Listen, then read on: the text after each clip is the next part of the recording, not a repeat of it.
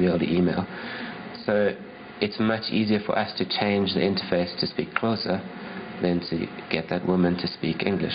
Dwayne Bailey is one of the large group of people collaborating worldwide to bring computing to the people.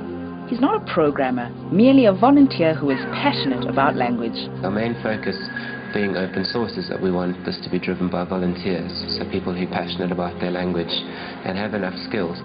One of those volunteers was Lesego Mosetlanyana, a receptionist at Obsidian Systems. We have an instant messaging system here called Jeba, so you can chat to anyone, you know.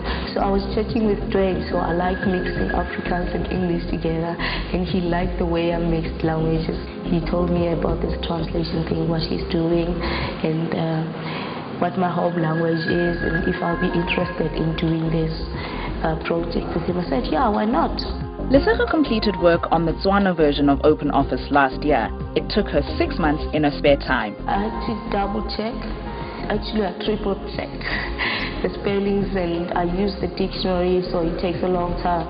It may seem like a tall order to translate technical computing terms into languages like Sotho and Afrikaans. We have fights often with translators who say, but there is no word for proxy server. So we say, well, what is a proxy server? And let's unpack it and then work out a word. I mean, there are lots of ideas of a proxy. You stand in for someone to represent yourself at the king. So in Afrikaans it's called a instandbediener, or a stand-in server, which is exactly what it does. Elizabeth Rasitsepa was a cleaner at a college in Mokopane when she heard about the training courses for computer literacy at the HPI community. Now she's found a way to turn her newfound skill into an income-generating service. Ka di computer ke dia di CV and then go tloga mo ka printela ba ka gae lenaneo la pulo ya masika, and then ka boya ka ba diela memo karata karata tsa di-birthday wa di etsa tsa lenyalo. I get emails that say things like, I'm suddenly proud to be a Zulu speaker. You've made my language relevant. I'm proud of it, knowing that I'm leaving a legacy behind. Translation organizations around the world are now recognizing that open source is a way to empower, educate, and uplift. With the 3 languages that we've released, we impact about 55% of the population. We haven't brought computers to them. That's other people are going to have to do that, but we've taken away one of the barriers. So we like to see those stats where we actually are making a difference. Now that everyone in our country will be able to understand what's going on in computers, what are we going to do with it? So in order to tell us that, probably the biggest gun we've had locally, I would imagine, our next guest is a doctor, and he's also a general manager in research and development at the State IT Agency. Let's meet Dr. Makay Mochabi. Hello, Doctor. Hello, John. How are you doing? Thank you very much for coming down. I'm doing very well. Thank you for inviting us. First of all, Doctor, what is CETA? CETA is a state IT agency that is charged with deploying IT products and services in the government. And our role is to ensure that government realizes cost reduction, it realizes return on investment in its IT. Government's chosen to look at open source. That's correct. What were the reasons behind that decision? Is government interested in return on investment? Yes, government definitely is interested in return on investment. Is government interested in cost reduction? Yes, government is interested in cost reduction, etc. All of those in one package. Are they available in open source? Are they available in proprietary platforms? Well, our argument is that they are more available in open source than they are available in proprietary platforms. So I mean, cost is a thing, but it's certainly not the main thing. The government of South Africa today spends 18 billion rands a year on IT. 6 billion of that is estimated to be on software, which obviously is related to licenses as well, over and above the purchasing of the software. What is the vision of the government with regard to this kind of enormous project, to this whole agency dedicated to putting IT into use? We're looking at taking 60,000 seats within government and studying what the total cost of acquisition, total cost of ownership and maintenance and services would look like if one were to migrate from proprietary to open source. But on the other hand, we're also doing demonstrator projects. We have just recently, together with our partners, built a corruption management database for the Department of Public Service and Administration. But the most exciting project that we just did, that actually actually deals with open source is one at Helen Joseph's Hospital, where we actually gave nurses and doctors and all health practitioners around an application on their personal cell phone that makes them access a patient record in 5 seconds. And that whole system is built around open source.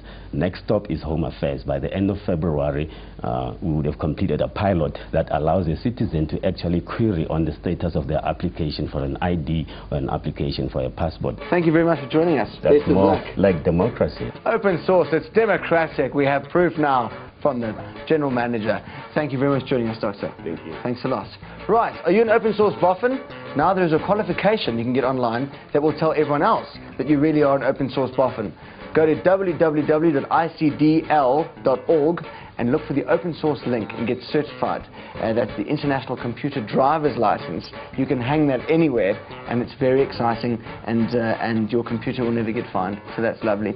Coming up next, backgammon with GNU. That's GNU.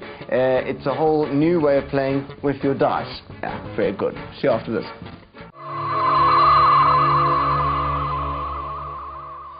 We've talked about it, we've seen it done, and now it's time for you to go and try to do it. That's right. Install Linux on your PC. And if you don't back up the stuff you want to keep, then don't come crying to us. Let's talk to Mark, because he is the Ubuntu man. Today we're doing it with Linux. Linux is the fastest growing open source operating system. So once you install Linux on a PC, you're running open source software from the metal of the PC all the way up to all of your applications. So we're going to show you from step 1 how you would go about installing a version of Linux called Ubuntu on a brand new PC. Before you start, write down all you can find out about your installed hardware. If you want to keep Windows on the same computer, you'll have to resize your Windows partition beforehand. First, go into the BIOS and set your system to boot from your CD drive. Insert the install CD and start up. You'll be taken through all the steps, including partitioning and formatting your hard drive and setting up your various peripherals. Depending on your computer, you should have Ubuntu up and running in well under an hour. I believe that Linux is the future of desktop computing. So if you can understand Linux and get experience with Linux today, then you're setting yourself up for a fantastic career in computing.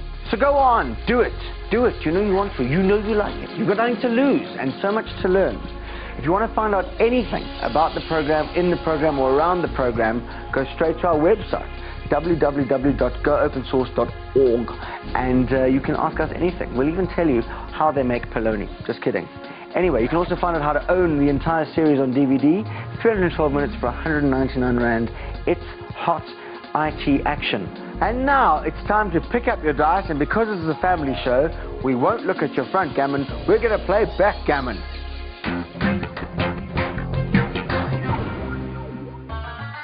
Backgammon is a game of skill and chance where 2 players take turns to move 15 tokens around a board based on the roll of the dice. The first to remove all his pieces wins. The origins of the game can be traced back 5,000 years to ancient Iran or Persia. The modern game has evolved somewhat, and like so many other things, has moved on to the internet. The good thing about playing on a computer is that you can play any time of the night because you're fundamentally playing people from all over the world. You can be playing someone from New Zealand one game, you can be playing someone from pop out of the next game. But you don't have to go online. The GNU Backgammon project now allows you to play on your computer against a system with highly evolved artificial intelligence. Certainly a program like GNU, which uses a neural net algorithm, how that's distinguished from an old-style program is that it learns, it can learn. And in fact, a very substantial part of programming that bot is its training. Like a child, you need to teach it. GNU Backgammon runs on a variety of operating systems and is an invaluable tool in learning the game. Many say it is superior to commercial equivalents. The other softwares which are available are actually quite expensive. There's Snowy, which is around $400, and there's also Jellyfish, which is a little bit less, at about $200. Well, it certainly has a number of very impressive and powerful features to analyze your game. It means that, you know, a lot more people have a lot more access to backgammon and advanced expert-level backgammon. Oh, that Rafila girl has been calling the web all week. Oh. Just hate that kind of behavior on the web. We'll start off with a site that's quite delicious. Literally. There's a new phenomenon at del.icio.us. That's the word, delicious with dots in between. The phenomenon is called social bookmarking.